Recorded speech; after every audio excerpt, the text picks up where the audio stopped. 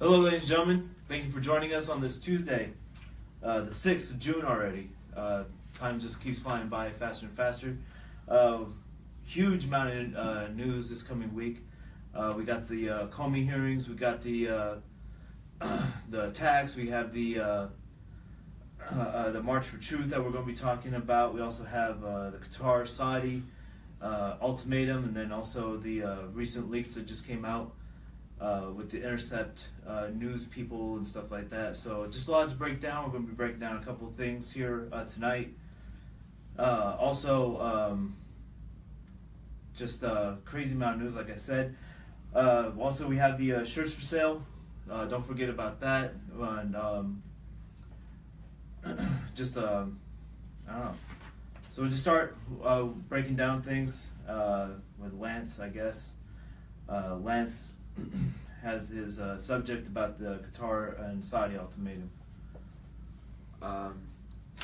So this week, Qatar was found to have given millions of dollars to terrorist groups. So they were openly supporting terrorism. You had Saudi Arabia and all the surrounding countries. I think they're called the United Emirates or something like that. They all joined and basically cut off Qatar from all of them. They cut off the airspace, they cut off the movement on land. They even declared that just the normal company, Qatar Airlines, can't fly through their airspace. So Trump has, of course, backed Saudi Arabia in this. Might have seen a couple weeks ago that he was over there trying to unite the Middle Eastern countries. That infamous picture now with him holding the globe along with the other two Saudi leaders, which is like a world domination type thing, from what it looks like. So you have that infamous picture. So Qatar is they're an oil-rich nation. I'm not too sure if they do have nukes or not. I don't believe so. I know they have They have an air force. They do have a small army. I think their country size is like 2.5 million people. So, not that big of a footprint, but they do have a lot of money because they own a lot of oil. So, I see it as Saudi Arabia can just move in and probably take the country out, and then just plant their feet in it and probably just take their oil. Well, I wonder if this is in any way connected to the trip that Trump took to Saudi Arabia. Well, Trump also went to Qatar and he met with the Qatar leader as well.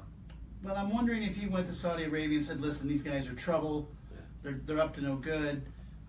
He may have said, I can't actually be overtly involved, but since we're going to be buddies now, maybe you should put the squeeze on Qatar and their terrorist stuff. Yeah, and get him to stop that. And that's the art of the deal. When it gets right down to it, that's the art of the deal is just another word for diplomacy. It's just different language. Right.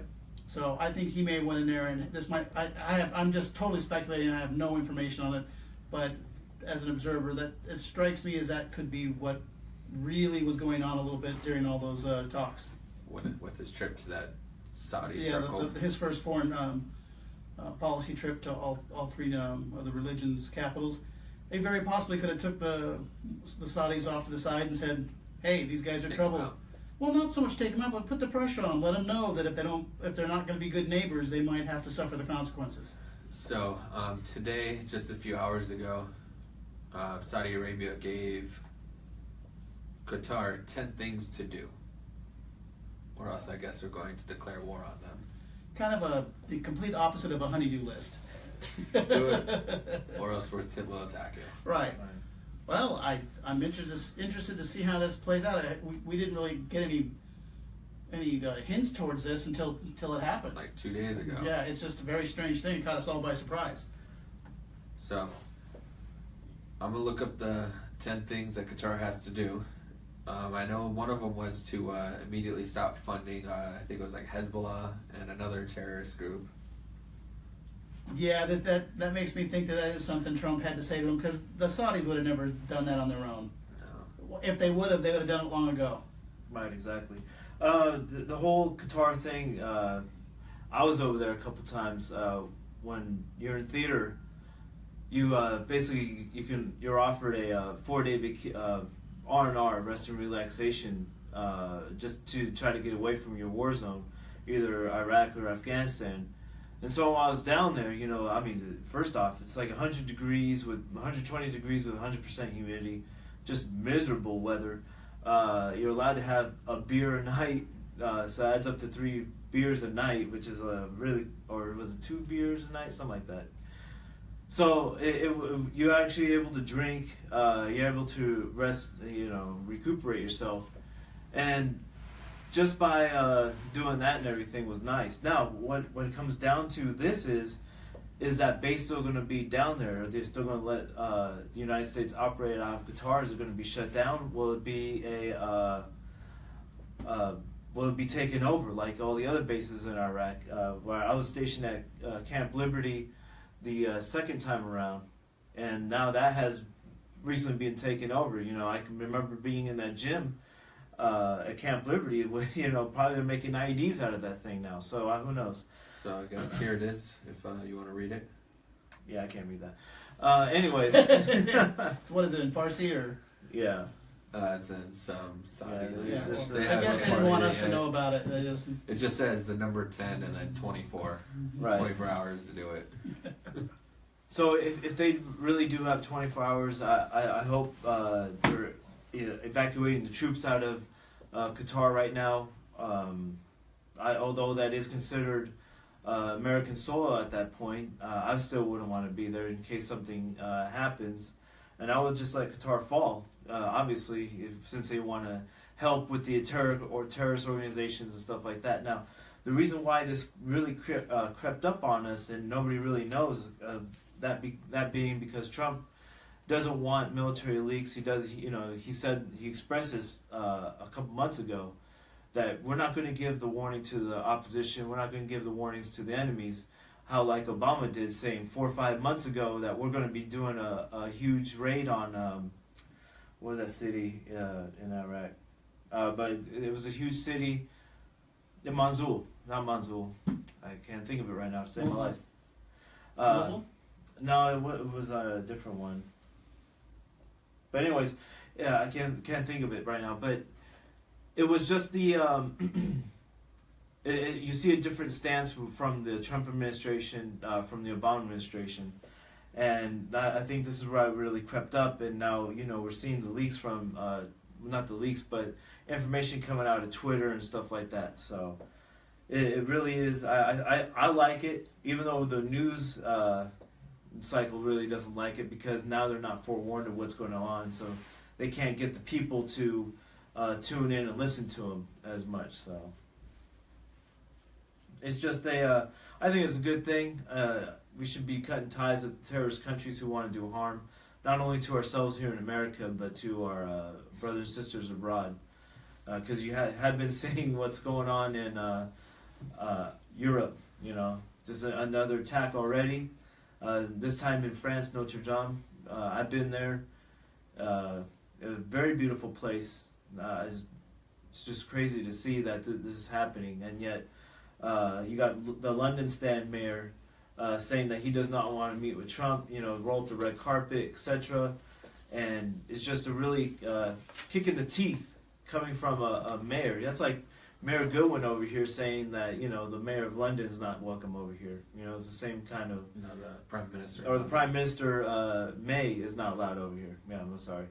Like who the hell is Goodwin in comparison to Theresa May? So you got that little juicy tidbit there. It's just it's really crazy. These days, things are wrapping up. Everybody's on their toes and everything, wanting to, try to secure themselves. And the thing is, if the people in London and everything are able to just at least get their hands on their guns again, they're able to try to stop these type of terrorist attacks. And same with the people in France. So, did you find that article about the 10 things, or? Basically, they have a timeline of everything that's happened in the last 2 days for Qatar. I'll go ahead and just start at what happened since this morning. So, at 1:30 a.m. this morning, Tuesday's Qatar foreign minister had an interview about strategic choices, traveling to Saudi Arabia. He was talking about other political figures. Then the Turkey at 8 o'clock this morning. Turkey's president or Prime Minister Erdogan, whatever his name is. But he's calling to lower tensions. 20 minutes after that, Qatar Airways suspends all flights to Egypt, Bahrain, UAE. An hour after that, aluminum exports are now blocked, or from Qatar are blocked. So they're not receiving any more shipments. No more aluminum could go in. 10 a.m. the Qatar stocks rebound in early trade. Another hour goes by. UAE demands guarantees before mending Qatar ties. So I guess they gave them a list. They're not saying what this list is yet. So basically, they put the screws to them. Right. Yeah, and then like every 30 minutes or an hour, something else gets blocked. So apparently their Bellum Sports Network, so one of their networks, the ball was blocked. Saudi suspends their Qatar Airways license. And after that, 3 o'clock, President Trump tweets in about it. Right. He said, during my recent trip to the Middle East, I stated that there can no longer be funding of radical ideology, and all the leaders pointed to Qatar. Well, then there you go. That just proves our little hypothesis we had just a few minutes ago that he did have something to do with this. So he's doing the same thing that he did to China with North Korea. You know, he told, hey, China, you better get a hold of North Korea, otherwise, you know, we're going to go to war. So this is the same thing that we're seeing with Qatar through Saudi Arabia.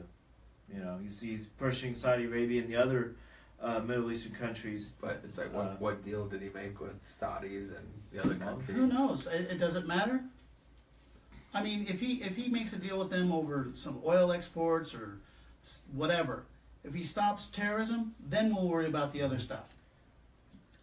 You know, if they can put the stop on terrorists being funded or funneling money through Qatar, then whatever deal he made with the Saudis, and maybe he said, you know, I'll say $110 billion in military hardware if you shut down Qatar. Which that's now what it's starting to sound like to me. Yeah. Well, he just gave him, like, they just got the best deal from like a. But if that's the deal he made to shut down this money pipeline through Qatar, I'm okay with it because they might need that military hardware to deal with Qatar. Right, exactly. Well, they're going to go to war apparently. Well, for $110 billion in hardware. Why not? Why not? So yeah, I think we just found the connection. But hey, that's fine. That's the art of diplomacy. That's being a statesman. Just using a proxy country to do it. Well, I mean, he has to, because think about it. If America directly got directly involved in that would just inflame some of the Islamists. Now, but since the Saudis are doing it, they'll still blame us. But the Saudis and all the countries around Saudi Arabia. The Islamists will still blame us because we're interfering. But at least there won't be our fingerprints aren't right on it. Just the weapons. That's fine. They don't mind weapons. They'll use anybody's weapons. And that way it gets everybody involved. And then this actually stops and will help Europe to try to stop in the long run. In the long run. It will actually help the world from what he's doing. You know, and like George said, our hands are not directly on this like they usually are. You know, so it's good to see. You know, we're not directly tied in it anymore. The world is now involved. We're not the quote unquote bullies of the world anymore. So I think that's a great thing. Okay, well, we're going to be going to a commercial here in a second. What are we going to be talking about when we come back? Well, we're going to talk about the March of Truth that we a little event we went to since we were here last. That was quite interesting. So when we get back, we'll tell you all about our little field trip we took and just share our thoughts about it. Exactly. So before we go to break or while on break, we do have the shirts for sale on our site, stanshow.com. Just make sure you check that out. The shirts not only help to broadcast, but also help support the Liberty Movement as well. Those designs, I think are pretty cool. I think we all can agree on them. We're going to have some actual shirts come in by the 10th, so we can wear them and model them and all that good stuff, so you can see, what exactly they look like, how they feel and stuff like that. So I'm pretty pumped. We are thinking about new designs, so in case you don't like the ones that we have now, we'll have more available to you for purchase. Like I said, it just doesn't go to our pockets and buy our lunch for the crew or whatever. It actually goes into broadcast better equipment, better computers, which we need, just better everything, just to try to get this broadcast off the ground and really into the professional model, if you will. So it's just a great thing, and you can support Liberty. It doesn't say you have to do with the show. If you love Liberty, you love America, I strongly recommend buying one of the shirts. So you guys got anything? No, just visit the site, watch the show. I mean, and if you don't want to buy the shirts, support us by sharing the links. That's another big thing. Tell your friends, tell your families about us, because again, that's another way we can grow through you, the viewer, which we appreciate so much. I mean, over the last week, we went from I think 140, I think, to now we're up to 160 likes just on Facebook alone. YouTube is growing as well, so we really appreciate the support, and it's just it feels great. So we'll start getting to the March for Truth that the crew and I went out this Saturday down by the courthouse. Now, when we first arrived, we really didn't know what to expect. This was our first march to get involved with, just to try to see what was going on. Now, my first initial thing was I thought there would have been a lot more people out there, but the people that we did see, it was like maybe 60 people, 50 people? I think there was closer to 100. No, it was about 100. There was about 100 people there. My numbers are way off. But, the signs that we saw, I know George sort of walked around, see what was going on. And from my interpretation of the signs, all I saw was more tax-related stuff more than this quote-unquote March for Truth, which is more about the whole Russian conspiracy that the left has thought up, saying that, there's collusion with the Russians, there is collusion with Trump, Flynn, and everybody else. So I think there were just under-informed people who just wanted to bitch. George, what are your thoughts? Well, I also noticed all the placards and the signs they were carrying. There were a noticeable lack of specifics. A lot of, like you said, release your taxes. Even though it's not required by law to release taxes. Right. No candidate has to release their taxes. There was a lot of, I saw one sign, comb-overs are for cowards. That's not a protest. That's not even a good insult. Most of the people there were, they were angry, but they really didn't know what they were angry about. They all had something different. Yeah, there was no theme for sure. And the one of the most amusing parts of it was the lady that got up and then read off a list of things that Trump has done, like his bankruptcies back in the 80s, which have absolutely nothing to do with anything. I know people argue that he went bankrupt and a lot of people lost their job, but that happens every day. Yeah, we've reported it on here that Sears and all these different outlets have lost. Yeah, all these. Rue 21.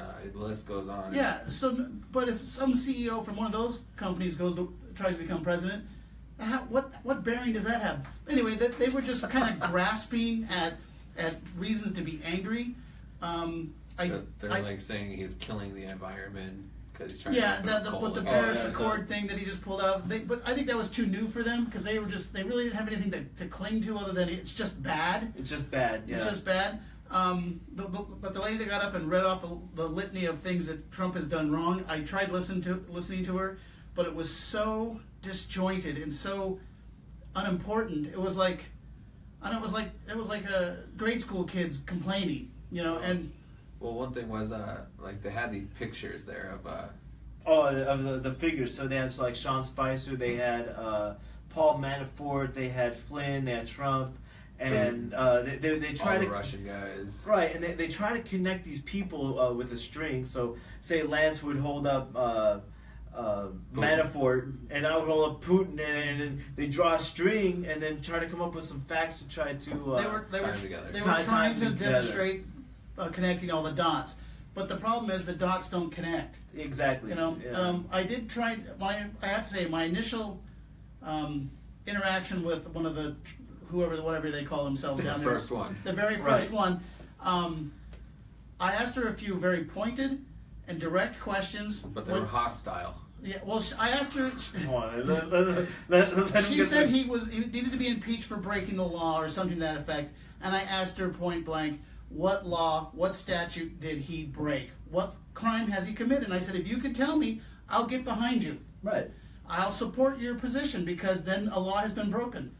You know, and basically that's when I was told my questioning was hostile. But before you were asked that, you asked some other or they kept telling you, like in the Women's March in New York, that the people there got arrested. Or Oh, getting yes, 8 years. that was one of the outrageous claims. The reason I don't remember it is because it's so ludicrous and it's one of those things that your brain can't absorb. They're like, That some people were arrested at the Women's March back in D.C. and they are looking at 80 years in prison for inciting a riot. First off, there was no riot. I don't believe it. No. I mean, we don't give 80 years. I mean, War Machines didn't get 80 years, and he was convicted of kidnapping. Right. You know. and other things. And other things. But I'm saying is that's such an outrageous claim. I mean, they could actually gain more ground if they made those same accusations, but they toned it back a little bit and made it seem more realistic. I think that's their biggest flaw, is that they make such outlandish claims that even somebody who wants to believe them goes, that smells fishy. Well, yeah, I mean, we had a lot of interviews on and off camera. It was really exciting for me because it was like you get to peer into the other side, and a lot of and the same woman that he initially interviewed off camera, she followed us around, making sure that people weren't harassed or what was the other word she said Triggered? or triggered or anything else like that. So she ensured that everybody that I talked to was okay, and that the police. The police officers, I give it to them because I know that these people are totally against the police officers until something actually happens to them. Until they need them. Right, exactly. So she went and alerted the police officers several times on myself for trying to excite violence when all I was doing is just asking people questions. You can find those videos on a previous post on Facebook. They kept coming up to us. They kept coming. I'm cool. And so I would ask the person I'm interviewing, "Am I harassing you?" And he was like, "No, man, we're just talking." And so it's their mental illness, thinking that we're here just to provoke violence and stuff like that. I'm sorry, I'm not Antifa. I'm not here to provoke violence. I just want to actually truly, as bad as it hurts, to try to understand the other side way of thinking. The other lady I spoke to, who was incredibly nice, and she was right. I think this was awesome. Unfortunately, folks, we couldn't get on camera. She didn't wish to be videotaped. But I had a conversation from somebody, a very nice lady who worked in the probation department in Kansas. And she was concerned about white privilege, the marginalization of minorities, and all this. And we had a great debate about it. We discussed it. She was civil. I was civil. We all got along. By the end of it, I thought we could go have an iced tea and a sandwich. We got along so well. Iced tea and a sandwich. Well, that's what the lefties drink: iced tea and a sandwich. One way to I take thought it that out. was like just something from like the '60s or something. Well, anyway, she was very nice, and it was a wonderful conversation. And I don't know if I persuaded her, but I maybe got her to look at it from a different direction. There was no hostility, is what I'm trying to say. Right. But we got swarmed again. You can look up these videos. We're also going to have a full compilation of the a full nice video, nicely done here pretty soon. But we kept getting swarmed every time we try to interact with people. People would come up. They would kind of they weren't intimidating, but there was almost at one point they surrounded me. Yeah, they did that. But I enjoyed it. I loved it. They were man. yelling like "Death to Trump" or something like Yeah, that. I loved it. They're all about the chanting, but basically, what I was trying to get to is, other than the one discussion I had, all their signs are basically stupid bumper stickers. None of them have any meaning. None of them have any Right, impact. exactly.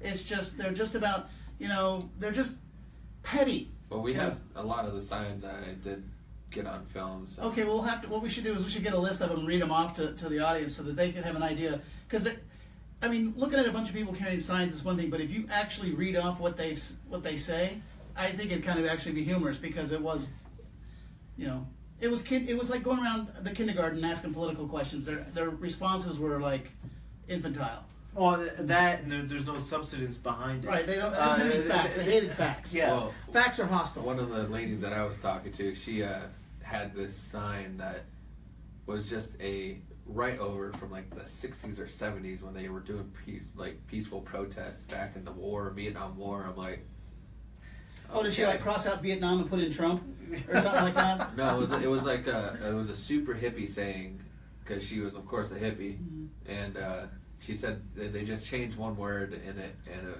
was a Trump saying. Well, that's my point. It's just rehash nonconformists. It's just, I mean, they would.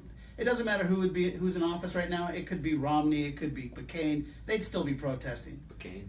McCain. With a D. Decane. Decane, because it's. But I'm saying Wow. it doesn't matter. It doesn't matter who won. It really comes down to that Hillary lost, and they can't accept it. They can't accept it. They won't accept it. They can't accept that Bernie. And that's who they should really be protesting is the damn Clintons. They won't. The evidence is there. Well, just look at that one dude. We'll get into that later. That Yeah. one guy that got killed, and they're all like everyone's like pointing to like Hillary's campaign. Well, Seth Rich. Seth Rich. That's who they should really be protesting. But it was fun. It was exciting. We're going to be doing another protest. Not protest, but the Antifa will be doing a protest June 14th at the Grand Sawyer building.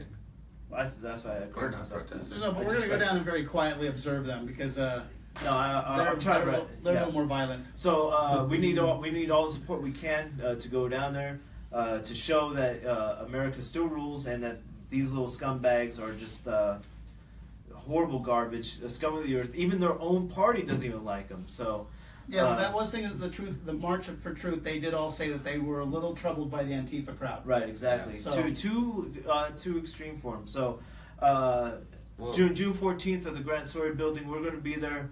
Hopefully, you can be there too to rally against Yeah, this. anybody wants to go along, we'll just go down and Yeah. we'll just.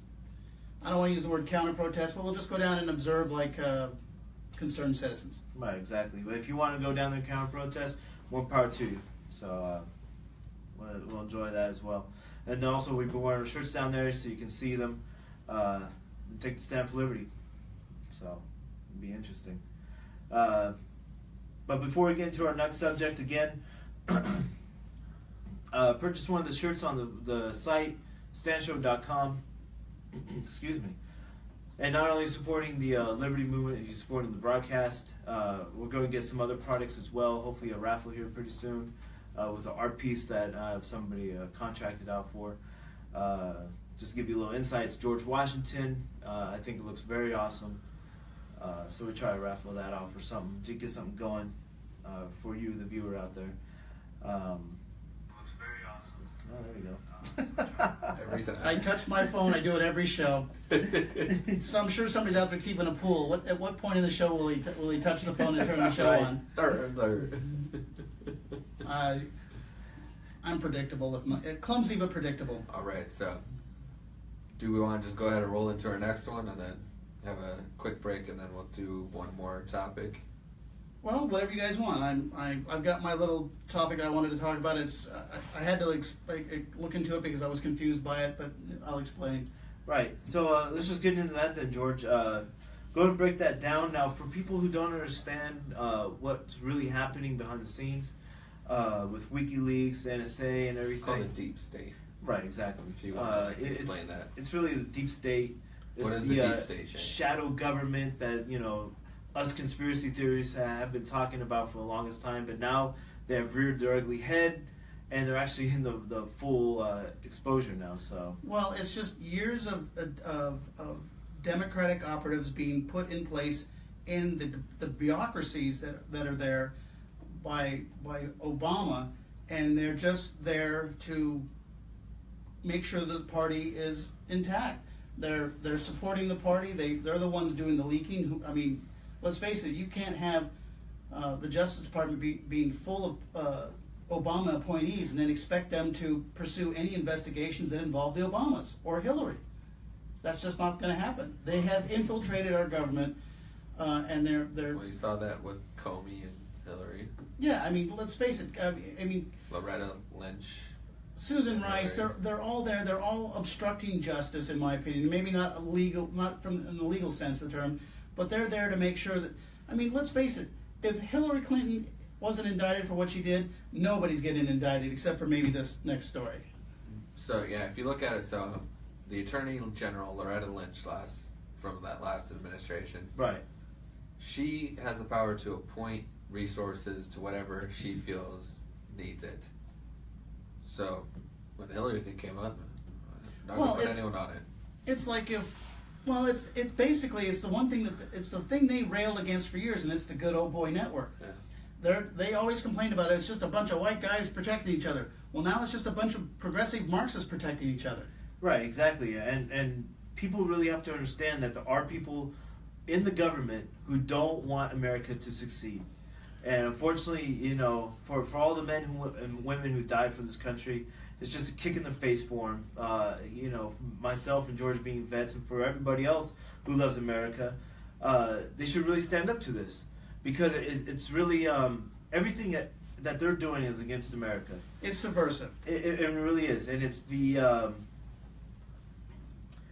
it's really, people need to start opening their eyes to it, because and those who are awake to this and really need to start telling their friends and family what's going on, and not be afraid that, oh, you might be called a conspiracy theorist until it's too late. You know, like for the longest, I've told the story dozens of times where everybody thought I was crazy or stuff like that, but now it's you start seeing what's really going on, and so I'm actually glad I was called a conspiracy theorist, a nut, a loon, all those years ago, for what I believed in, because obviously I did my research, I looked into it, and all the evidence points that there is a shadow government. There are people who just want America to fail. It's becoming more mainstream. And it's becoming more mainstream, exactly. And now they can't hide it no more. Like so 5 now years ago, did you know who George Soros was? No idea. I did.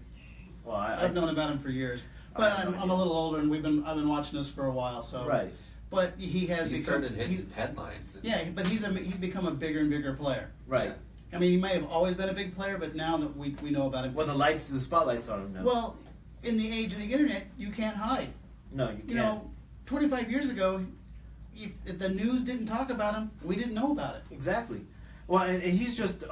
I think he's just a minor piece within the. I mean, obviously you got a big piece. He's. I think he's still a minor piece. You still have the elites like the Bilderberg Group. You have the Carnegies. You have the Rockefellers. You have those major families who's been in the game for a while, pretty much manipulating everybody. You know, the New World Order. Even though they're taking hit after hit now, because especially what President Trump has done. You know, abolished TTP. He's this last climate change has just been a devastation to the world. And the New World Order agenda, you know. So let's get to our next NSA leaker. Yes, a federal contractor who was charged by the Department of Justice for stealing classified information from the National Security Agency and leaking it to a media outlet is a pro-Iran liberal activist who believes being white is terrorism. Right. And that's the break. That is basically all of it in a synopsis and a little paragraph. Let me tell you some of the details about this person. Initially I had to look it up because I kept hearing about this person. Right. Reality winner. I'm like, what person from a reality show that won is in the news? And I actually had to look it up, but that's really her name, Reality winner. Reality. I was like, someone from Survivor, someone from somebody just won $1 million. Yeah, and is now being politically active. And I was kind of curious, like, what retard that was on television. You know, was it became an NSA leaker? Yeah, I was like trying to figure out how that happened, but that's just actually happens to be her name. It was the first winner of Survivor. Yeah, I'm starting to, obviously by her name, her parents might just be hippies, but I'm just guessing. But according to the resurfaced social media accounts of Reality Lee Winner. Lay. Lay. Her name won't mean much in a little while anyway. Who was arrested on Saturday over leaking classified information to the Intercept, which is, I guess, an online. Intercept is just a news outlet. Just a news outlet, and reportedly confessed the wrongdoing. The 25-year-old didn't hide her contempt for President Trump or her country and repeated far-left talking points. So it's obvious she has an agenda. Right. And she used her position to maybe further her cause. But another thing was they went and interviewed her mother as well. Yeah. And her mother's like, she's not political. Oh, okay. Yeah, and I'm not a ginger.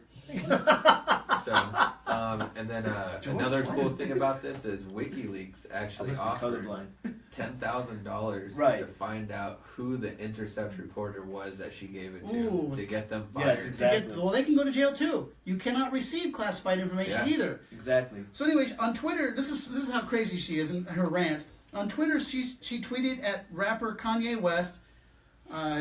You know how I feel about Kanye West. Suggesting he should make T-shirts stating that being white is terrorism. Right. Despite being a white woman herself. Yeah, so by her doing that, she is a terrorist herself. So I mean, should she lock herself up for being a terrorist? I'm not understanding. That's the conflict I always have. If being white is so terrible, I always hear when I hear being white is terrible from white people, I'm really conflicted on what to do with them. Right. What is wrong with you? Yeah, I think they're just nuts. Other thing she said was the most dangerous entry into this country has been the orange fascist who we let into the White House. Orange fascist. She also called him the tangerine in chief. Now I gotta give him credit. It's funny. It is funny, but she really has a lot of sayings. But it really does take away from any argument they may have. When I hear stuff like that, I can't take them serious. But she wrote in reply to Trump's tweet about the travel ban. In a shocking revelation, the NSA leaker expressed support for Iran, saying that she would support the Islamic country if the president, who she described as the tangerine-in-chief, declares war. So now, here's the problem I have. We have somebody who has openly declared that they would side with Iran, our mortal enemy, who received a top-secret clearance prior military in the NSA. Well, prior NSA, they said. Well, she was in the Air Force. Yeah. She had all these tweets before going into the NSA. I've had a clearance, and let me tell you, the questions they asked back then, it was all communism. If I had told them I'd even thought of traveling to a communist country, I wasn't getting a clearance. Right, exactly. If I was in debt, I wasn't getting a clearance. Yeah. If I had said anything, I really got one because of that. They ask you so many questions, and there's so many things you can say that just get you're done. You know, your clearance is denied. But this kind of stuff, I'm not a security analyst. But she was in the Navy before, and that's where they said she got her. In the Navy, I'd heard the Air Force, but she's prior military of some kind. Prior military is where she got her top secret clearance. Yeah, well, you know what? She should have never got it because all it takes is 5 minutes of research, and you could find this stuff. Of course, these social medias are new. Yeah, well. Not so new. Oh, it says here. It says, according to the FBI warrant, Winner was an active duty member of the United States Air Force and held a top secret clearance. But what does that tell us about the people who's doing the backgrounds? I'll tell you what it is. And again, it's the people who are running these corporations. These departments. They're operatives for the Democratic Party. So when they see someone like this, they don't see a traitor. They don't see a potential security. They see a fellow. They see a comrade. Right. Now, if I had said the same thing about Hillary and tried to get into this department, I guarantee you I'd be denied because I don't think like them. See, this is what's happening. This proves that her security clearance proves to me that the deep state is active in making sure their people are in places of use. She just screwed it up by releasing this and getting caught. If she hadn't got caught, they wouldn't care. I guarantee you that they wouldn't care. So now President Trump and the Department of Justice really need to start routing their people now. What needs to happen here is this woman needs to be tried, and if found convicted, needs to serve a lengthy prison term. Well, they said 10 years. Whatever it is. And they need to make an example of her and then tell the other ones in there, if you come forward now and tell us where the leaks are, we'll work with you. But if you don't and we catch you, you're getting the same thing. Or more, because then you know about it.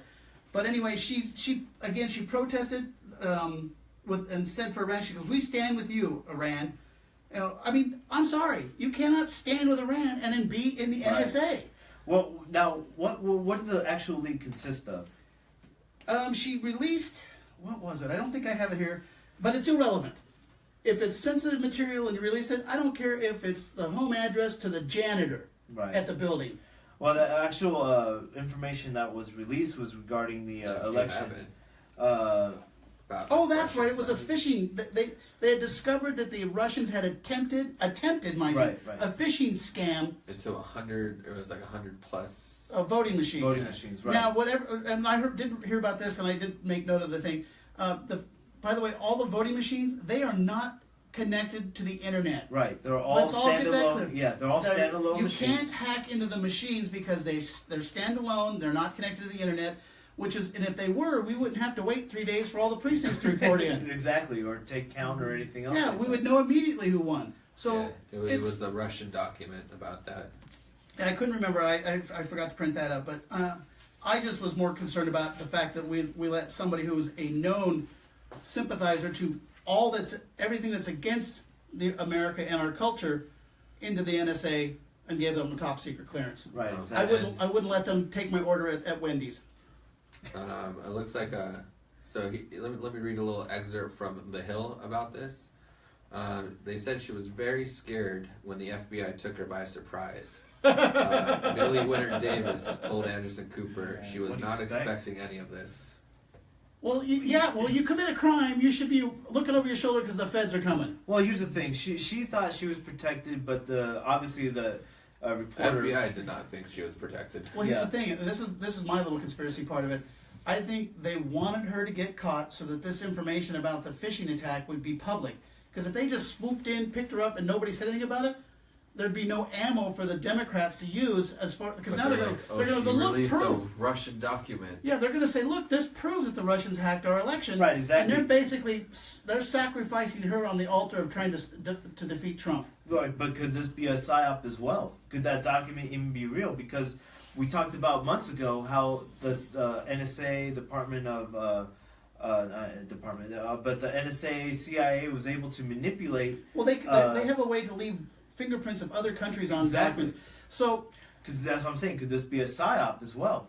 It could be a big web, but all I know is at some point Maxine Waters is going to get up and she's going to use this stupid article or bit of information that this girl has released, now that we all know about it, and she's going to run with it and go, look, we need to impeach Trump, even though it doesn't connect to him at all. But it's just one more fuel. They're trying to add fuel to the fire, but it's more like they're adding water to the fire.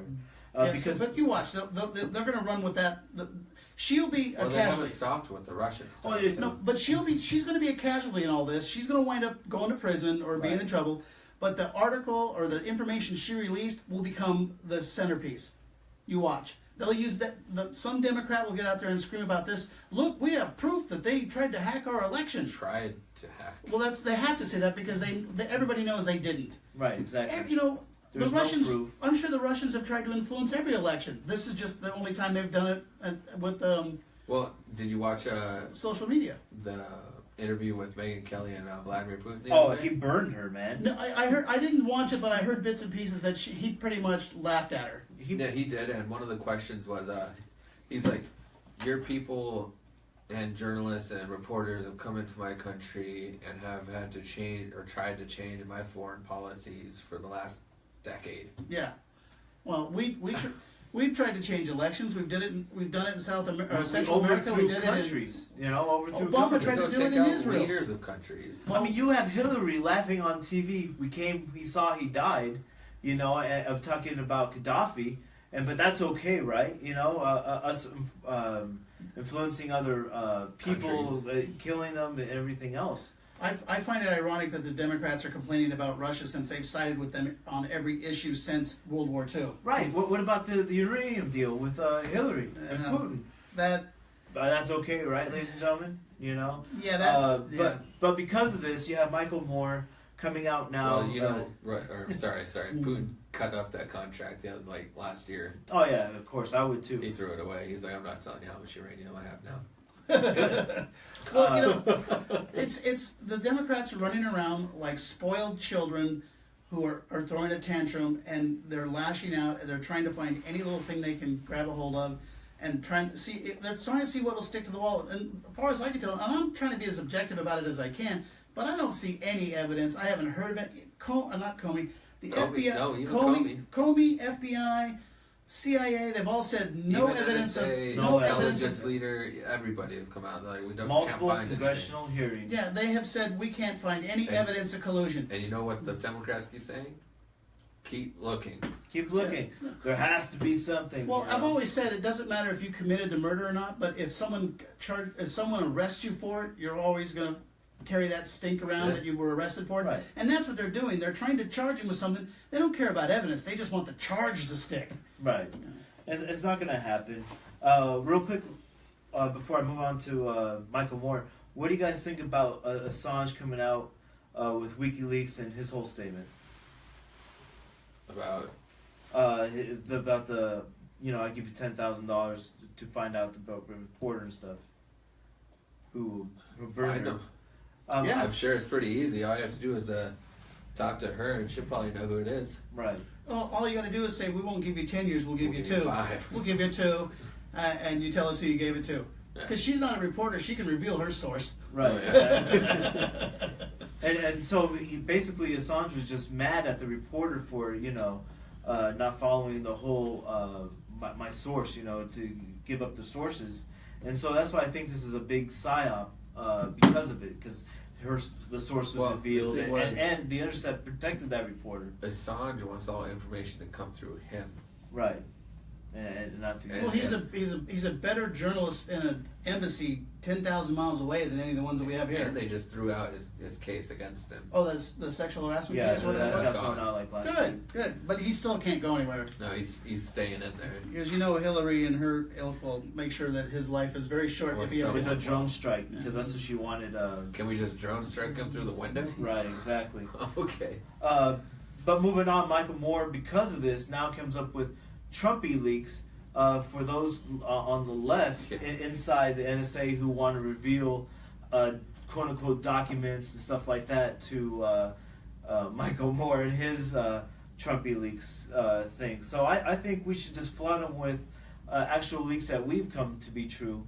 As far as Seth Ridge, you have all the Podesta emails, and start bringing those back up and throwing them a bone or two, He doesn't want any of that. He just wants stuff about Trump. Well, exactly, but I think you start flooding him with that information.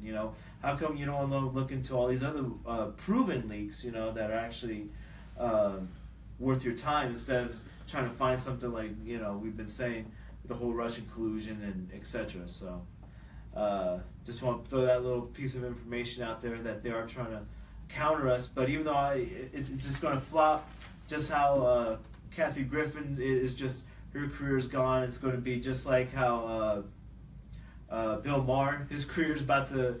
No, they don't eat their own like that. They're too high up. I don't know. We'll see. Is his name Bill Maher? Bill Maher, Maher. whatever. How he basically shot himself in the foot, saying that he's not a house N-word. So that's very. I mean, I don't care who you are. The N-word should be a kiss of death, no matter who you are. Right, exactly. So I think for Don Imus.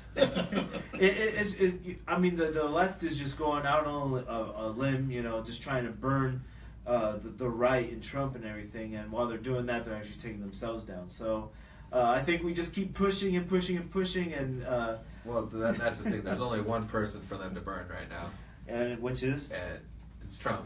Right. And when they keep running out of stuff to do it, I mean, they gotta wait for a new tweet every other day. Well, that's what I'm saying. They're burning themselves. I love it, man. Like they try to outdo each other in their extremism, and try to gain viewers. I don't even know what it is at this point. To outdo each other in who can try to bring Donald Trump down. That's what it seems like. And every time they do it, it just blows up in their face. So. To the left, keep doing it, man. You're awesome. It's just, I think I'll try to outdo Kathy Griffin. That's who I think your role model should be right now. To the left, try to outdo that. Just bring all their careers down. They just did in the New York Park. Yeah, exactly. So Did you see it? No, I haven't looked into that yet. We'll talk about that next week. All right, folks. Well, this is Shane, Lance, and George with The Stand. Always taking the stand for liberty. And again, June 14th, we'll be out there at the Grand Surrey Building. We have that posted on our Facebook page for directions and more information. And again, we'll be out there reporting, observing, and stuff like that. Hope you're out there to counter-protest these people and take the stand for liberty, take the stand for America, and show these communist scum that, the red, white, and blue will always stand forever. So, again, go on to the site, standshow.com, purchase a shirt. Couldn't express that enough. It supports the broadcast and the liberty movement.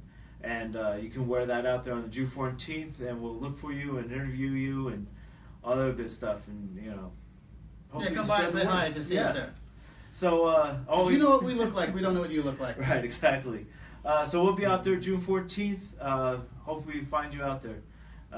For the stand, for the three of us, including Ian, Our engineer. our engineer. Our miracle worker. Exactly. Does a great job. Always take the stand for liberty. And always, God bless you and God bless America. Thank you, guys. Have a good night.